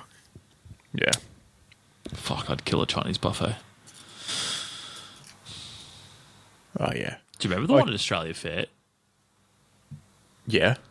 The one that wasn't a proper one, but it was like buy a large plate or a small plate and just absolutely fucking pile the dog up. Oh, man. Yep. I did when I worked there. I feel did like that a used to be, few like, times. Cheap, too. It was fairly affordable, but you'd get told off as well. It's like, buddy, unless you're serving me, like, I've got the plate now. The tongs are out. I've got the... what are we doing? Well, yeah. I get that my rice pile is high, but also rice costs nothing, dog. Yeah, you're like, this is where your margin is on the rice. Like, what are you've what are you added talking about? MSG fucking peas and a little bit of soy to this rice and call it special egg fried rice, even though there's only 1 egg per 10 kilos of rice, dog. Yeah. I will take as much rice as I goddamn please. Sometimes you just need that MSG. Sometimes you do. Sometimes you you need a bit of umami in your life. Actually, a lot of the time you probably do. Link it back to hot dogs. Saw a video of a dude doing sausage rolls, homemade sausage rolls. Okay. He called them homemade, but he pre-purchased puff pastry, frozen one from... Who's got the So time? I was like... He made his own fucking sausage filling. Great. Yeah. Good. That's the main bit. Didn't make the pastry. Yeah. I feel like it takes 2 seconds. Anyway, importantly, the important bit was he used Vegemite in the sausage filling. Yeah, good shout. Yeah. Because it is big salt umami flavor. Obviously, he didn't. I don't think he even added salt at all. Oh, you wouldn't need to. No way. Yeah, he added a big old spoonful, but no, he just bought I think it was just a bunch of butcher's sausages and just de-skinned them. Yep. And then That's the way to go. added something for a bit of zest, lemon zest probably. Checks out. He added jalapeno, bit of pickled jalapeno. Oh yeah, some jelly Which peppers. I wouldn't write home about jelly peppers in much, to be fair. Cheese is the other thing. Cheese and Vegemite, and that is a combo as old as time. So Maybe. you don't like cheese and Vegemite? Well, I don't know if it's that old.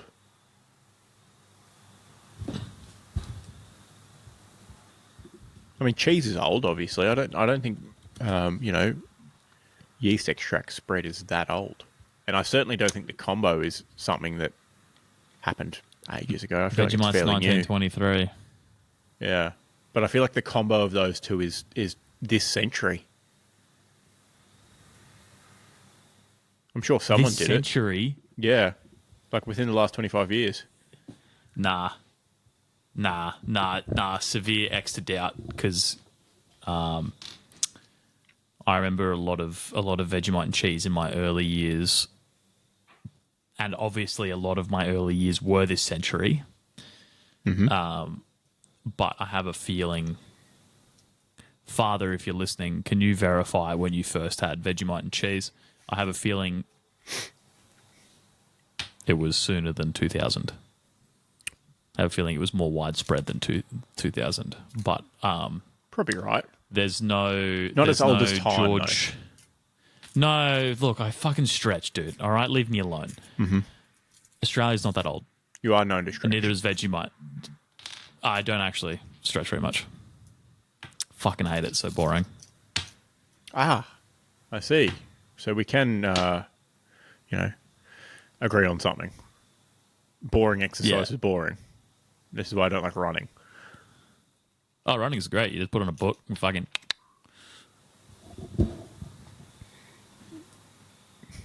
Throw you a get off ball on in mowing there. your lawn, bro. Oh, so if I'm doing a slow run, you can just take an AFL ball, bounce it. Yeah, perfect. That's way better. That's what I used to do Yeah. in the lake at Oxenford. We'd always Yeah. take a ball with us for something to Good do. fun. And, You then, can't do that around Oxford Lake now. It's too busy. and then it would inevitably end up in the lake off a That's bad why you never bounce. went pro, because you can't bounce. Yeah. And then, Fergo would end up in the lake getting it because he obviously looked the best with his shirt off. At one point, I think it was maybe just me and Sean. I ended up in the lake. Mr. Sybe was going past at that point in time, just so happened to be, going past the other way. And I was like, oh, hey. Yeah, in the water. Wouldn't Embarrassing. recommend. Yeah, wouldn't recommend. Head of sport there, seeing you badly bounce it. Yep. Have to go on the drink. Yep. Not great. Shirtless. In your little SSC shorts. No, I did go shirtless, so I had at least a dry article of clothing to put back on. Got to have one. Yeah. I had a towel in the car, though, because we would occasionally swim after. Living, I don't know, less than 30 minutes from the beach means you probably should always have a towel in the car, just quietly. Yeah, always did, yeah. Less than 30 minutes. What do you live in, bloody Surfers Paradise or something? Everywhere else on the Gold Coast takes fucking an hour to get to the beach. Depends when you're going. If you're going at beach fairing times, I don't know, Saturdays, Sundays, hour. If you're going when you want to go to the beach, yeah, it's busy. If you go at a time when other people don't want to go to the beach. 5 a.m. on a Saturday. When it's only runners at the beach. Runners and when actual surfers at the beach. And you feel bad about yourself. Hey. So actually, I'm just here for a swim. The secret is to always feel bad about yourself, actually. That's my secret. Then when you put yourself in those situations, you don't feel any worse. I'm like the Hulk. Nice. Should we touch on cricket? It's about to happen tomorrow. This is the pre-Ashes pod. That's true. Hold on. Last bit of footy news is Todd Goldstein retiring after 345 games in 19 years. Hanging them up. Shout out to Goldie. That's all I got. Football in it. Probably on international break, I'd imagine. It seems to always be. Is that correct? Yeah, but yep. Our good friends Scotland had a cracker of a game. Scored 4 goals against Denmark, 3 of which were worldies. So if you haven't seen the highlights, go watch that. There's everything, including a goal from inside their own half and a Scott McTominay bicycle kick. Like it's just crack-a-lacking good time. But the most important part of that was Andy Robertson saying that all he could think about was Diogo Jota. And it's just, I think the media is doing Liverpool a little bit hard at the moment, given what they're feeling. So, I think that's a nice reminder, and he handled his speech very well too. Sorry, interview. It wasn't. He didn't get up and make a speech, but he handled the interview very well. And just I think he's Mr. Andy Robertson's a great leader. He's a very funny man, but if I had to pick a captain for a football team, I think he's my kind of captain in the way that he's funny and he knows what he's doing, and he works fucking hard. So. Good combo. Big ups. Yeah, great combo. Good combo. It was a good thing that when you shared that post in the chat with that little bit of commentary, I was actually preparing an onion sandwich at the time. So I had an excuse as to why there was a tear in my eye. Giving me shit about having fucking apricot marmalade and then whipping out this like alternate reality where you're having an onion sandwich. I'm not eating an onion sandwich. No one's ever eaten a fucking onion sandwich. I'm not just doing a... Who was it? Fucking Tony Abbott. Good enough to eat with the onions. Oh, yeah. Nah, fuck off. Or that dude... Old mate in the plane. Old mate in the plane eating fucking lemons and onions. Just brutal. Dude, he was sat next to a... It's pretty niche reference, But there was an ABC show called The Gourmet Farmer with a dude called Matt Evans, and he was basically a food critic turned small farm dude in Tassie who wanted to grow his own food. Yep. And then Signet, I believe, he moved to. Yes. Oh, did you watch it, or did you just see him at the markets? No, I watched it. And, okay, cool. and well, we lived in Tassie at the time. Yeah, valid. That would have been big news. Yeah. yeah. He was biggest celebrity I tried in the state. I've got his book. It's a great cookbook. And I've tried his wares at the marquettes. Mm-hmm. His cured pork and whatnot. Mwah. But more importantly, one of the videos of old mate eating the fucking lemon in the plane, he's sat next to Matt Evans, and half of the comments are like, do you know that's fucking Matt Evans from like whatever his farm's called, like Three Little Pigs or something, whatever. From TV. yeah, that's TV's Matt Evans. But I was like, this guy looks awfully familiar before checking the comments. And I was like, oh yeah, he's just gotten older. Makes sense. Yeah, it happens. Yeah. But yeah, that's another tangent. Call this episode The Tangent. Mm-hmm. Yeah, maybe the other one with bracket. Yeah. Terrible. Terrible. All right, quickly before cricket, NBA, Russell Westbrook became the second player in NBA history to get 25,000 points and 10,000 assists. So shout out. Yeah, good for him or Westbrook. whatever. And he's got the he's at the Kings this year. He's got the Hayden Christensen sort of treatment. Everyone's all the way back on Russell Westbrook. Yeah, okay.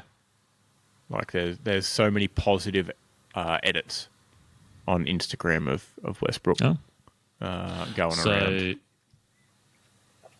What about people anti-Hayden Christensen? When the movies came out and for like a period after. Well, they were probably pro him in Phantom Menace. Sure. Yeah. Or not necessarily anti him, I guess. But anyway. So I'm just trying to figure out the whole Westbrook arc. I forget how many teams he's been at now.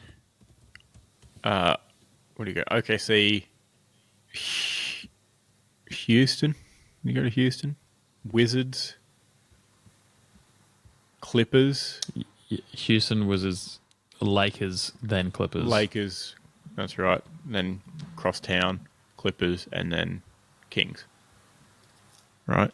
Nuggets, that's right. Oh, yeah, I should remember that. I have a Russell Westbrook patch jersey card. That's a Denver Nuggets card, but it has a Clippers patch in it. Yeah. It's very niche. Yeah, I think it's the because he's obviously a good player. I think that's the weird thing with the NBA for me. It's like, a good player will have these like random 1 year spurts at all these teams. Yeah. There's a lot of movement. Not as much as much like the NHL has a lot of movement, like probably the most out of all the sports. But yeah, there is it's rare in the NBA for players not to move at all. Yeah. Like incredibly rare. I mean, given that he was at OKC for I think Wikipedia said fucking 11 years. Yeah, a long time. He was hanging out before he scooted off, so. Yeah. And he carried the team for many seasons. And then he just, was the best player in the competition and just averaged a triple-double for the, first time since forever. And then he just did it again. And they were like, oh, no, you already did that last season, so we won't give you the MVP this year because you just did the same thing as what you did last year, even though you're best player in the competition again. It's literally public traded companies. Sorry, you only made $300 billion this year. You made fucking $301 billion last year, dude. exactly. You fucking loser. Yeah, exactly. And then I think he, did it again after that. But yeah, should have been back-to-back MVP, but he wasn't. And then everyone was like, "Oh, nah, he only gets triple doubles because he gets stat pads the whole time." And sure, some of the rebounds were tapped down to him, but also it was so that he, the fast player, could just get the ball and run with it as quickly as possible towards the hoop. Efficient strategy. Yeah. Get ball to hoop as fast as possible. Yeah. Turns out he was just playing harder than everyone else, so he had all of the stats. And weird that. And assists also depend on other players to be good. So not exactly easy to get 10 assists a game. Famously a two-part stat. So there you go. And this isn't hockey where you can, pass it to a guy who passes it to a guy who scores and you get an assist. Don't be silly. No, don't be. There's no score involvements in this sport. Yeah, I was about to say this is AFL scoring chains. 27 score involvements in a quarter. Yeah, you went. You've been kicking out a fullback, and your team's been getting up the ground in 3 kicks. Exactly. But yeah, shout out him, my favorite player of all time. Whoa! Give him a kiss while you're at it. I would. I think if I ever met him in person, I would cry. Yeah. He'd be so weirded out. I don't think so. Well, what are you saying? Anything before you cry in this situation? No, probably not. I don't think I'd be able to get any words out. Well, are we talking like literally eye contact, slow mo, look across the room, tears? Yeah, correct. Okay, cool, perfect. All right, sweet. Correct. I'd watch that. Yeah. On to cricket. Crochet. Yes, crochet. Yes. The teams are in. Do we have a? For the first time ever, we have 2 Indigenous players in the in the lineup, which. Sorry, I got a phone call and got a bit stunned. Which I thought maybe the picture they'd used was the incorrect player. But no. So it is. It's not. It is Scotty Boland and Brendan Doggett are the 2 Indigenous players. So there you go. Brendan Doggett, of course, making the most of bowling injuries. Yes. The 31-year-old debuting. Fingers crossed he makes the most of it. Yeah, you'd like to... So when you decline a call, for example? Yeah. And another one comes back through immediately after? Yeah. Yeah, just if it's not an emergency, don't do that. Also, the new iPhone voicemail means I can just read your voicemail as it comes through. So if someone's house is burning down right now, they could say it to me. Congrats, dude. Yeah. So thanks for getting up to speed. Anyway, cricket. I'm easily distracted. It's 9:34 p.m. Importantly, my thing with the cricket is I saw a bunch of predictions about the cricket. I'm going to guess most of them said Australia's going to win. Some England-based pundits picked England to win. Pick England to win, which I think is bold, but they are English. But I think, obviously, you're going to choose your own country to win. But I saw some silly gooses predicting a total of 5 results over a 5-match series in Australia, which is it's just not going to happen. All the sensible people were picking 4 results total because one of them's going to be a washout. It's going to rain in Sydney. You're right. Yeah, you're right. It is Yeah. kind of bold to pick 5 results because we're going to get a washout draw in Sydney. Yeah. Australian pundits are like, oh, you know what? England looks good. 3-1 to Australia. David Warner was like, 4-0 Australia. Anyone that's, sensible thinks that there's probably going to rain at the fucking SCG. Yes, correct. It is actually kind of bold to go 5-0 whitewash. Yeah. Which I saw, that might have been Vaughan or someone of his ilk that picked 5-0 to England. I was like, that is, for starters, not going to happen, and secondly, it's going to rain, dude. Look, I'm sausage. I'm all for having fun at your job, but you can't just fuck around all the time. Like we can't, unless you're a comedian, you can't just go out and tell jokes. You got to do some work. Yeah, take your job, at least a little bit seriously at some point. This is a smidge. This is the biggest series you're going to play in 2 years. I get that it's going to be a bit of a whitewash the other way, but at least try and make a prediction. Don't just phone it in. Wait, you reckon England's going to win? No. Oh, okay, cool, sweet. No, sweet. I certainly don't think you said the other way, and I was like, what? Really? Sorry, it kind of stunned me. I just Yeah, no, I absolutely not. But certainly don't be picking 5-0. Like, what are we doing? Like, you can't have bushfires and floods the same emergency season. Can you touch wood, please?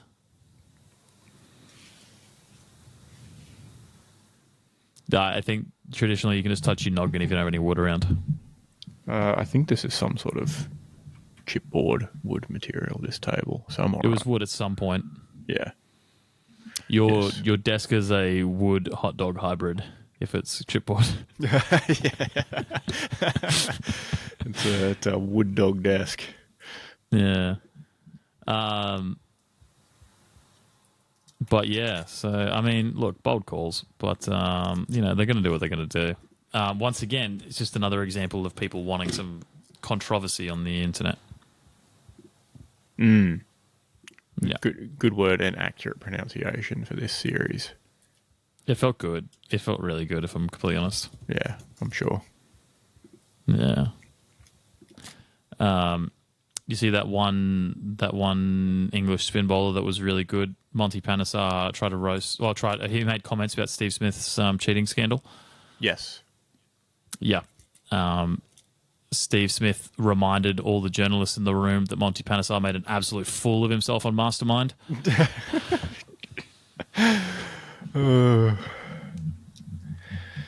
Yeah. Yeah, he did get him back. Yeah, he got him back real quick. Mm-hmm. I'm looking for. I wanted to fact check who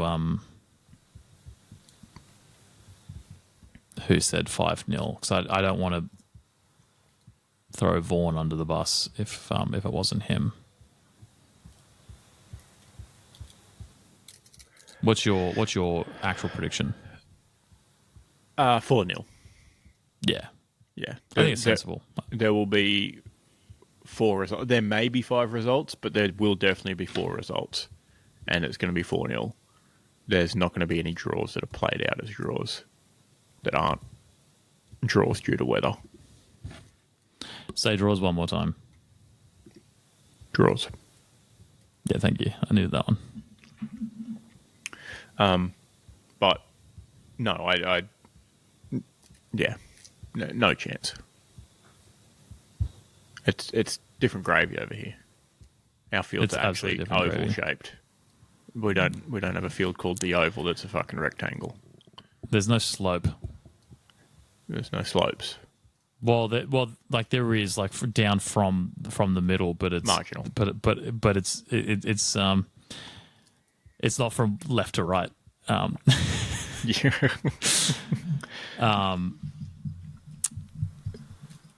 Just quietly, Doggett's stats are pretty bloody good. Over 50 first-class matches, he's taken 190 wickets for 26 runs. Nice. So I think he's earned that debut. And it'd be great to see him do well. I feel like a home series is the opportunity for people to you can really make your impact because you're used to the bowling conditions. Yes, correct. Say for example, Scotty Boland at the G.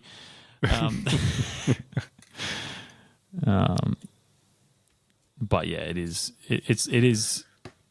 it's what we've been saying for a while. Is funnily enough, the big three aren't going to be around forever. Start Cummins Hazelwood, that is. So, Yep. So we'll get another 30-year-old to jump in, up-and-coming 30-year-old to jump in on the fast bowling ranks. Mm-hmm. But no, absolutely fair credit. And I think the other in was Jake Weatherald to open. Yep. Great in the Big Bash. Yeah, I saw an interesting, news clip today about bats. About a bat, handmade by a guy in South Australia. Really? Yeah. Wow. Yeah. I want to bring back the Kookaburra sponsorship or the Grey Nichols sponsorship. When I feel like when I was getting into cricket, you're like, man, I want that bat because fucking Adam Gilchrist has one. But then there'd be the 3 tiers or whatever of the bat made out of the good wood, the less good wood, and the fucking plyboard. Uh-huh. And it's like, you got bats for... It was like, I feel like we were absolutely so spoiled because we could get a bat that looks like the one our hero used, but cheap. Yes. And How it didn't should be matter done. who your favourite player was. They all had a bat, and they were all a different brand. It was sick. Yeah. Oh. Bring it back. But yeah. Make sponsorship great again. I think, I forget what the brand, JK or something like that. It stands for the guy's initials, but yeah, he makes them in Adelaide. He's an occupational therapist, and it's his side gig that he started when he was 15. I think he's got 2 of the guys on the squad. Correct. Makes JK their bats. Cricket. Yep. Which is pretty cool. A young bloke too. I was very much expecting a 7-year-old. No, young guy. Did a repair for Joe Root as well, apparently. As an expert bat maker.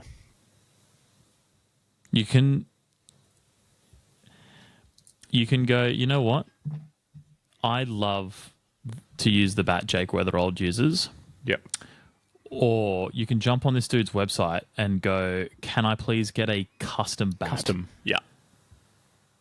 And you can go, you know what, mate? I want the very best willow. I want the player's grade willow. I want to spend $1,300 on a cricket bat this weekend. Is that because the $1,700 ones are sold out? Yeah, the Jake Weatherald ones are sold out. Yep. And he's got his logo is very like his logo stickers are very like you could sell this in the shop early 2000s. Yes. Yeah, like it looks the part. It looks like it would be right there amongst the others. Fuck, dude. Let's go 2 pounds 11 ounces to 2 pounds 12 ounces for big hitters, and we'll go long blade, heights above 6'6" because I'm overcompensating, and then we'll get it concaved. No, we won't. Oh man, this is fun. If I was really into playing cricket, I'd be all over this, mate. Yeah. The he's got a set of gloves here. The On his website? Yeah, the signature season 5 batting gloves look like they'd be worn by the Witch King of Angmar, but they're white. Oh. Can I get those in black? If you get those in black, it would look sick. Oh, it's $179 per hand. Oh wow! They don't come as a pair. That's crazy. They're probably custom sized, to be fair. Yeah, that's true. That's true. But that's fucking insane. That's sick. You could get an adult left hand. Oh, no. Sorry. It might be left-handed or right-handed player. That makes way more sense. Because he's got a left-handed bundle on the site that comes with pads and gloves. Yeah, that makes way more sense. Yeah. Huh. Can we turn him down the golf course with these gloves? What do you reckon? I mean, I guess they do the job. I don't know how you'd go with wrapping, getting a full wrap around the club properly, but... Yeah, but you look like the Witch King, so... It's true. What it is. Yeah, true. Good point. If you got those grips that those massive putters put on their putters on all your clubs, you'd be okay. Get the Dyson treatment. Yeah, I do sort of swing a golf club a bit like a cricket bat in that I have a very wide grip. I can't like, do the interlocking fingers or hands for really close properly. So I sort of hold my hands a bit wider apart. So it might work out. Might actually be able to pull off a straight drive on the golf course a bit better. Dude, I did think hitting straight is maybe the most underrated thing in golf at the moment, because all of my golf videos on YouTube are like, man, do I draw or do I fade or whatever the fucking cut or I don't know, man. Just the number one back and sides fade, please. Yeah, you know what I mean? It's always, is the ball going to eventually go left or right? It's like, why don't you just hit the cunt right where you want it to be dead straight, dude? I think that's the trick, is that, like, you don't hit it straight because you know you can't hit it straight consistently. So you just go, oh yeah, I'm just gonna fade this in. It's like, you've sliced it. Like we all slice it. You've just given it a better name. You're just saying it's deliberate because you've aimed to the left a little bit. The difference between slice and fade is timing. Yes, it is. How long it takes to move to the left or whichever way it is. I don't know, man. All the terms basically, I couldn't tell you which one's starboard and which one's fucking port, dude. So, you know what I mean? Port's on the left, but yeah. Oh, there you go. Yeah. Port's on the left, everyone. Yeah. Yeah. Just say fucking left. In regards to golf. Yes. Yeah, just hit it left. Yeah, don't say, for port, because that will not help anyone. Unless one of your mates is standing next to a bottle of port. And you have to differentiate between which friend it's going to hit in the face. Yes, unless you're at the bar after and you want a dessert wine and you say to the barman, 4 port, please. I think port is a worse dessert than the dessert I had last night that everyone roasted in the chat. And I'll die on that hill. Port's don't try it good. before you. Port's not good. Yeah, port's bad.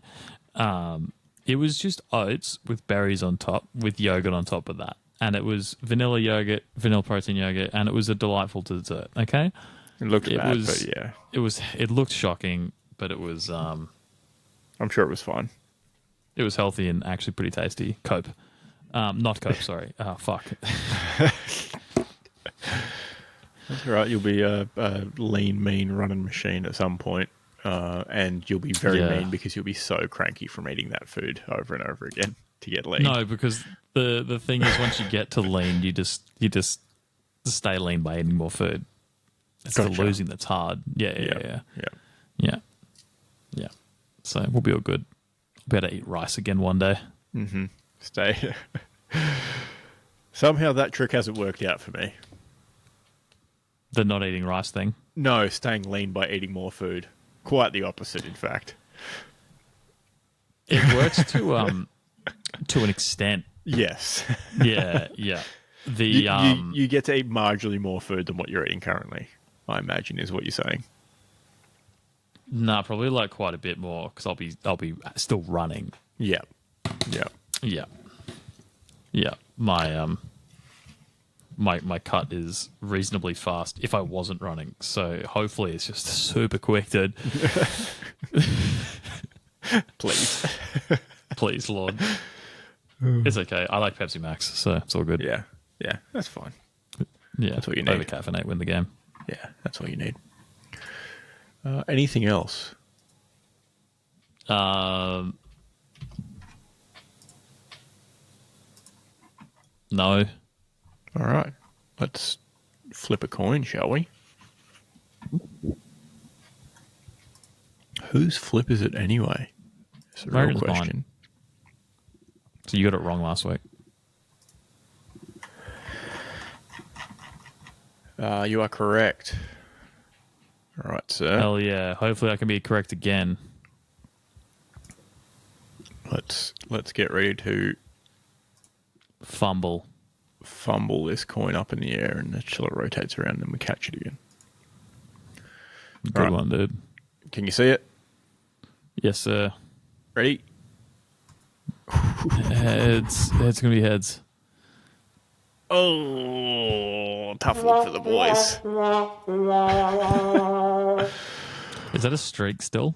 We are so due. I'm so due next week. That is now, what is that? 6 in a row.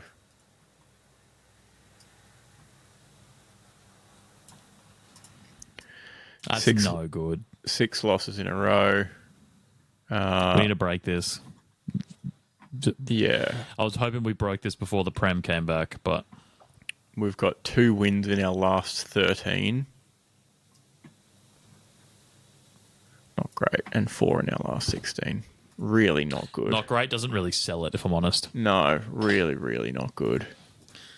It's giving North Melbourne the men's team. Yes, correct. Keelan, soon to be 25 and 32 lifetime.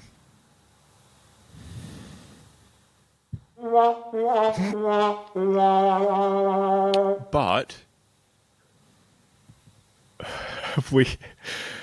as a team, we remain above 500. We are 79 wins and 78 losses. We've lost so much ground. What are Matt's stats? 21 and 22. Oh, perfect. Well, we can if we did it just on current hosts, we're also sitting slightly better. Yeah, we're 58 and 56. Yeah, we're getting a little bit more gap. I feel a bit better about that. Yeah, we're not too bad. We're due for a win though next week. Oh, brother, these guys stink. I hope that was the correct effect. Did that sound okay? Yeah, sure. Yeah. No, cool. I can't hear it. I'm on Bluetooth. Oh, what excellent producing. I once again forgot my wired headphones. Mm-hmm. I should just buy a cheap pair for here. You know what? I've got some in the garage. They would have been useful 3 hours ago. Yeah, but given that we've been on here for 2 hours and 10 minutes, they're drumming ones, so they squeeze onto your head real hard. I would be uncomfortable. Yeah, fair enough. Fair enough. All right. In that case, see you next week. Come.